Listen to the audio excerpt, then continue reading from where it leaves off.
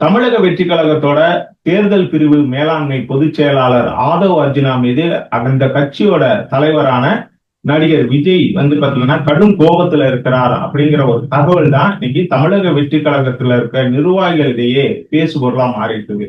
ஆதவ் அர்ஜுனா மீது திடீர்னு வந்து விஜய் ஏன் இந்த அளவுக்கு கோவப்பட்டிருக்காரு அப்படின்னு கேட்டா அது முக்கியமான இரண்டு காரணங்கள் இருக்குது.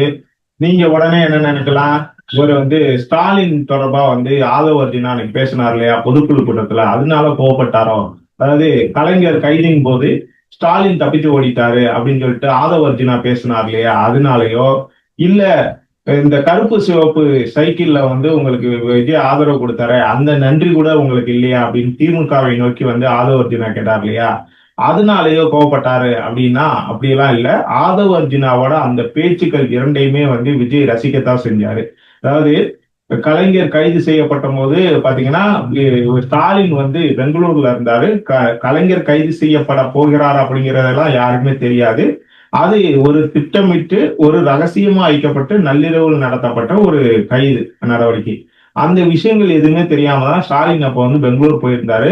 கலைஞர் கைது செய்யப்பட்ட தகவலை அறிஞ்ச உடனே என்ன பண்ணாரு, ஸ்டாலின் வந்து எங்கேயும் ஓடி ஒளியல, எங்கேயோ ஒரு தலைமறைவாயில வீட்டுக்குள்ள போயிட்டு ஒளிஞ்சுக்கிறல, இல்ல வேற எங்கேயோ டெல்லி பாம்பே மும்பை அப்படிங்கிற மாதிரி எங்கேயுமே போகல. அவர் என்ன பண்ணாருன்னா நேர சென்னை கிளம்பி வந்தாரு. சென்னை கிளம்பி வந்து நேரடியா நீதிபதி கிட்ட போயிட்டு சரண்டரா என்ன பண்ணாருன்னா அவரும் சிறைக்கு போனாரு. இதுதான் வரலாறு, இது எல்லாருக்கும் தெரிஞ்ச விஷயம் தான். அன்னைக்கு இருந்த பத்திரிகையாளர்களும் சரி, அதை பார்த்த பல்வேறு தரப்பினர்களுக்கும் இந்த விஷயம் எல்லாமே தெரியும். ஆனா இதையெல்லாம் தெரிஞ்சிருந்துமே ஆதவ அர்ஜுனா வந்து யாருக்குமே எதுவுமே தெரியாது அப்படிங்கிற மாதிரி ஒரு கதையை வந்து அடிச்சு விட்டாரு. அதை வந்து விஜயும் ரசிச்சாரு. அங்க இருக்கக்கூடிய பல்வேறு தமிழக வெற்றி கழகத்தோட நிர்வாகிகளும் சரி, தொண்டர்களும் சரி, ரசிகர்களும் சரி கொண்டாடி தீர்த்தாங்க. அதுல வந்து விஜய்க்கு எந்த வருத்தமே இல்லை. அப்புறம் இன்னொன்னு பாத்தீங்கன்னா, இந்த கடந்த 2021 சட்டமன்ற தேர்தல் விஜய் வந்து கருப்பு சிவப்பு சைக்கிள்ல வந்து உங்களுக்கு ஆதரவு கொடுத்தாரு அப்படிங்கிற மாதிரி ஆதவ அர்ஜுனா பேசினாரு. அதுக்கு விஜயே வந்து ஏற்கனவே வந்து ஒரு இது கொடுத்திருந்தாரு. ஒரு பேட்டியில வந்து என்ன சொல்லியிருந்தாருன்னா, விஜய் கிட்ட வந்து இந்த மாதிரி கேட்டாங்க, நீங்க கருப்பு சிவப்பு சைக்கிள்ல வந்து ஏன் வந்தீங்க அப்படிங்கிற மாதிரி கேட்டாங்க. இது யாரு கேட்டாருன்னா, விஜயை வைத்து படம் இயக்கிய இயக்குனர் நெல்சன் தான் இந்த கேள்வியை கேட்டாரு. ஏன் வந்து இந்த மாதிரி வந்தீங்க அப்படிங்கும் போது அவர் என்ன விஜயே என்ன சொன்னாரு அப்படின்னா, இப்போ அந்த எலெக்ஷன் பூத் அதாவது ஓட் பூத் வந்து பாத்தீங்கன்னா என் வீட்டுக்கு பின்னாடி தான் இருந்துச்சு. நான் கீழே வந்தேன், சரி கார்ல போலான்னு தான் கீழே வந்தேன். திடீர்னு பார்த்தா என் பையன் சைக்கிள் இருந்துச்சு. பார்த்த உடனே அவன் ஞாபகம் வந்துச்சு. டக்குன்னு சைக்கிள் எடுத்து கிளம்பிட்டேன். இதுல வந்து வேற எந்த நோக்கமும் இல்லை. இந்த சைக்கிள்ல போனதை இந்த வீடியோ எல்லாம் வெளியே வந்து இதானதுக்கு அப்புறம் தான் பல்வேறு தரப்பினர் வந்து பல்வேறு விதமான கருத்துக்களை சொல்லியிருந்தாங்க. அப்பதான் எனக்கு தோணுச்சு, ஓ இப்படியெல்லாம் யோசிக்க முடியுமா, இப்படியெல்லாம் விஷயங்கள் இருக்குதா இதுல, இப்படியெல்லாம் அரசியல் இருக்குதா, இப்படியெல்லாம் வந்து சில இதெல்லாம் இருக்குல்ல, சிந்தனைகள்லாம் இருக்குதா அப்படிங்கிற மாதிரி நானே ஆச்சரியப்பட்டேன். ஆனா அதுல எந்த விதமான உள்நோக்கம் இல்லை அப்படிங்கிற மாதிரி விஜய் வந்து ரொம்ப தெளிவா அந்த விஷயத்த பேசியிருந்தாரு. அந்த வீடியோ இப்பவும் பாத்தீங்கன்னா யூடியூப்ல இருக்குது. அப்படி விஜய் வந்து ரொம்ப தெளிவா பேசுற விஷயத்தைய விஜய முன்னாடியே வச்சுக்கிட்டே ஆதவ அர்ஜுனா அடிச்சு விட்டாரு இல்லையா, அதை கூட விஜய் ரசிக்கத்தான் செஞ்சாரு. ஆதவ அர்ஜுனா பொய் பேசுறாரு அப்படின்னு தெரிஞ்சுமே விஜய் வந்து அதெல்லாம் பெருசா கண்டுக்கல, அதை வந்து இது பண்ணிக்கல. ஆனா எதுக்காக வந்து ஆதவ அர்ஜுனா வந்து விஜய் வந்து கோவப்பட்டாரு அப்படின்னு பாத்தீங்கன்னா, இந்த பொழுதுபோக்கு கூட்டத்துல வந்து பேசுனதும் அதுக்கு முன்னாடி வந்து மதுரை மாநாட்டுல ஆதவ அர்ஜுனா பேசின விஷயங்கள் இல்ல, பேசின நேரம் தான்.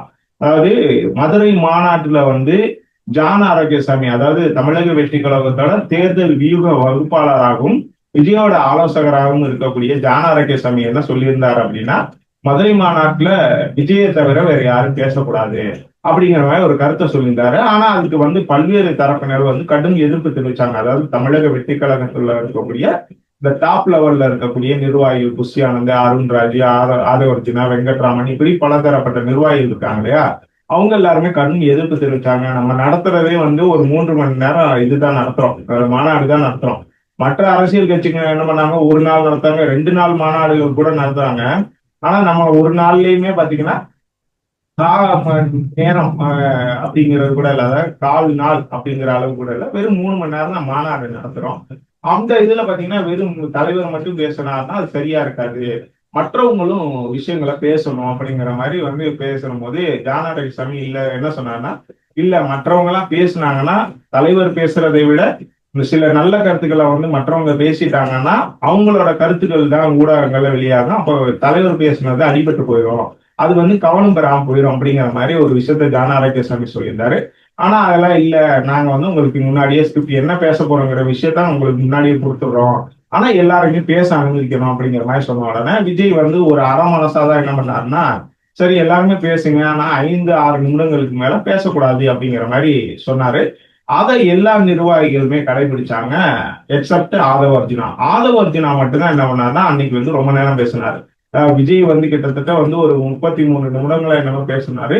அதன் பிறகு ரொம்ப அதிகமா பேசின நேரம் அதிகமா எடுத்துக்கொண்டவர் பாத்தீங்கன்னா ஆதவ அர்ஜுனா. மத்த நிர்வாகிகள்லாம் பாத்தீங்கன்னா ஒரு 2 நிமிடம் 3 நிமிடங்களுக்கு மேல பெருசா பேசல. அவங்க எல்லாமே இந்த ஜான் ஆரோக்கியசாமி பிளஸ் வந்து விஜயோட அறிவுறுத்தலின்படி வந்து ரொம்ப குறைவா தான் பேசினாங்க.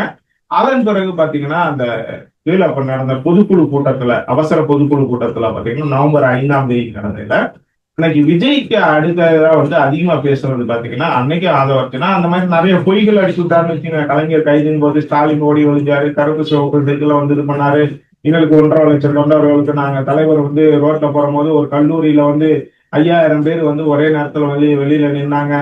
வந்து கரூர் நாங்க ஒரு முக்கியமான ரவுண்டானா கிட்ட தான் ஒரு இடம் கேட்டிருந்தா இவங்க எல்லாம் இது பண்ணல அப்படி இப்படிங்கிற மாதிரி நிறைய கதைகள் கட்டுக்கதைகளை வந்து அவுத்து விட்டாருன்னு வைங்க. ஆனா இதுல பேசின என்னன்னு பாத்தீங்கன்னா நேரம் குறிப்பிட்டதை விட ரொம்ப அதிகமான நேரங்கள் வந்து ஆதவர்த்தினா பேசினாரு.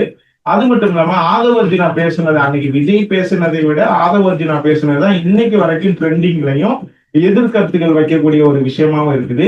இதுதான் வந்து பாத்தீங்கன்னா விஜய் தரப்புக்கு விஜய்க்கு வந்து ஒரு கடுமையான ஒரு எரிச்சலை கொடுத்திருக்குது அப்படின்னு சொல்லப்படுது. இதற்கு காரணம் என்னன்னா இந்த ஜான ஆரோக்கியசாமி தான். அவர் என்ன பண்ணியிருக்காருன்னா ஆதவர்த்தினா வந்து கொஞ்சம் தலையெடுக்க ஆரம்பிக்கிறார், உங்களை விட பெரிய ஆள் அப்படிங்கிற மாதிரி காமிக்கிறதுக்கான வேலைகளை தொடர்ச்சியா செஞ்சுட்டு இருக்காரு கட்சிக்குள்ள. நம்ம ஏற்கனவே வந்து மதுரை மாநாட்டுல ஒரு விஷயத்த சொல்லியிருந்தோம். என்ன சொல்லியிருந்தோம்? இப்ப 5, 6 நிமிடங்களுக்கு மேல பேசக்கூடாதுன்னு சொல்லியிருந்தோம். ஆனா அங்கேயுமே ஆதவர்த்தினா ரொம்ப நேரம் பேசினாரு. அதன் பிறகு இந்த பொதுக்குழு கூட்டத்திலையும் பாத்தீங்கன்னா எல்லாருமே குறைந்த அளவுக்கு பேசுங்க அப்படின்னும் அப்பவுமே அவர் வந்து கேட்காம என்ன பண்றாரு, உங்களை ஓவர் டேக் பண்றதுக்கான வேலைகளை தொடர்ச்சியா பண்ணிட்டு இருக்காரு. அது மட்டும் இல்லாம கட்சிக்குள்ள தனக்குன்னு ஒரு தனிக்குழு அமைக்கிறதுக்கான வேலைகளை தொடர்ச்சியா ஈடுபட்டு இருக்காரு. தனக்கான ஆதரவு மட்டத்தை மட்டும் உருவாக்கணும், உங்களை தாண்டி எனக்கு தான் அதுக்கு அடுத்த ஆதரவு இருக்கு அப்படிங்கிற மாதிரி ஒரு விஷயத்தை ஏற்படுத்துறதுக்கான இந்த வேலைகளை வந்து தொடர்ச்சியா ஆதவர்ஜினா செய்யறாரு. ஆதவர்ஜினா இப்படியே செஞ்சுட்டு இருக்கும்போது என்ன ஆகுனா ஒரு கட்டத்துல கட்சியவே வந்து ஒரு இரண்டா பிளக்கக்கூடிய வேலைகளுக்கும் இவர் ஆதவர்ஜினா செய்வாரு. அவர் யாருக்காவது ஒரு ஆளுக்கு வந்து இந்த கட்சியை உடைக்கணும் அப்படின்னு தோணுச்சுன்னா அதுக்கு ஆதவர்ஜினாவை பிடிச்சா போதும் அப்படிங்கிற மாதிரி ஒரு சுச்சுவேஷன் வந்து ஆதவர்ஜினா கிரியேட் பண்ணிட்டு இருக்காரு. ஆனாலும் அவரை வந்து கொஞ்சம் கட்டுப்படுத்தி வைங்க அப்படிங்கிற மாதிரி ஜான் ஆரோக்கியசாமி சில தகவல்களை வந்து ஒரு ஆதவர்ஜினாவோட பேச்சுக்களை மட்டும் இல்லாம அண்மையில அவர் மேற்கொண்ட சில நடவடிக்கைகளும் அவர் யாருக்கிட்ட எல்லாம் பேசியிருக்காரு, என்ன மாதிரி விஷயங்கள்லாம் பேசியிருக்காரு அப்படிங்கிற விஷயங்களையும் என்ன பண்ணியிருக்காருன்னா விஜய்க்கு வந்து கவனத்துக்கு கொண்டு போயிருக்காரு. அது மட்டும் இல்லாம ஆதவர்ஜினா பேசின விஷயங்களுக்கு வந்து சோசியல் மீடியாவில் என்ன விதமான எதிர்கருத்துக்கள் வருது, என்ன மாதிரி விமர்சனங்கள் வருது, என்ன மாதிரியான ஆதரவுகள் வருது அப்படிங்கிற கருத்துக்களையும் வந்து ஜான் ஆரோக்கியசாமி காட்டியிருக்காரு. இது எல்லாத்தையுமே வந்து உன்னிப்பா கவனிச்ச விஜய் என்ன பண்ணியிருக்காருன்னா உண்மையிலேயே வந்து ஜான் ஆரோக்கியசாமி சொல்ற மாதிரி ஆதவர்ஜினா கொஞ்சம் ஓவரா தான் ஆடிட்டு இருக்காரு அப்படிங்கிற மாதிரி. அதனால இனிமே ஆதவர்ஜினா கூட பேசக்கூடாது, அவரை கொஞ்சம் ஒதுக்கி வைக்கலாம் அப்படிங்கிற ஒரு முடிவுல வந்து விஜய் வந்திருக்க சொல்லப்படுது. உண்மையிலே பாத்தீங்கன்னா ஆதவர்ஜினா மேல கடும் கோபமானது. அவர் வழக்கமா வந்து என்ன பண்ணுவாருன்னா விஜய் வந்து ஒரு மேல கோவப்பட்டாரு அப்படின்னா அவங்கள கூப்பிட்டு திட்டுவாரு. கடந்த வாரம் கூட பாத்தீங்கன்னா ஜான் ஆரோக்கியசாமி மேலையும் புஷி ஆனந்த் மேலையும் இந்த இவர் அருண்ராஜ் இருக்கார் இல்லையா, ஓய்வு பெற்ற ஐஆர்எஸ் அதிகாரி, அவர் வந்து சில கம்ப்ளைண்ட் வந்து சொன்னும் போது 2 பேரையுமே வந்து விஜய் வந்து கூப்பிட்டு திட்டினார். அது எல்லாருக்குமே தெரிஞ்ச விஷயம். ஏன்னா எல்லா ஊடகங்களையும் அந்த செய்தி வந்திருந்தது. அப்ப கடும் கோபத்துல இருக்கிற போது அவங்களை வந்து கூப்பிட்டு திட்டுறதுங்கிறது அவங்கள சரி பண்ணி நம்மளை கட்சிக்குள்ளேயே வச்சுக்கிறணும், அவங்கள வந்து இது பண்ணணும் அப்படிங்கிறது வருது. ஆனா ஆதவர்ஜினாமல கடும் கோபத்துல இருந்தாலும் அவரை வந்து இது ஒதுக்கி வைக்கணும் அவர் முடிவு பண்ண விஜய் வந்து அவரை கூப்பிட்டு திட்டல அப்படிங்கிறது மூலமா என்ன தெரியுதுன்னா விஜய் வந்து கூடிய விரைவில் ஆதவ அர்ஜுனாவை காலி பண்றதுக்கான வேலைகளை செய்வார் அப்படின்னு சொல்றாரு. அதுக்கு பிள்ளையார் சொல்லி ஜான் ஆரோக்கியசாமியை போடுவார் அப்படிங்கிற மாதிரி சொல்லப்படுது. இதுதான் தமிழக வெற்றி கழகத்தோட நிர்வாகிகள் மட்டத்துல ஒரு பேசுபொருளா மாறி இருக்குது.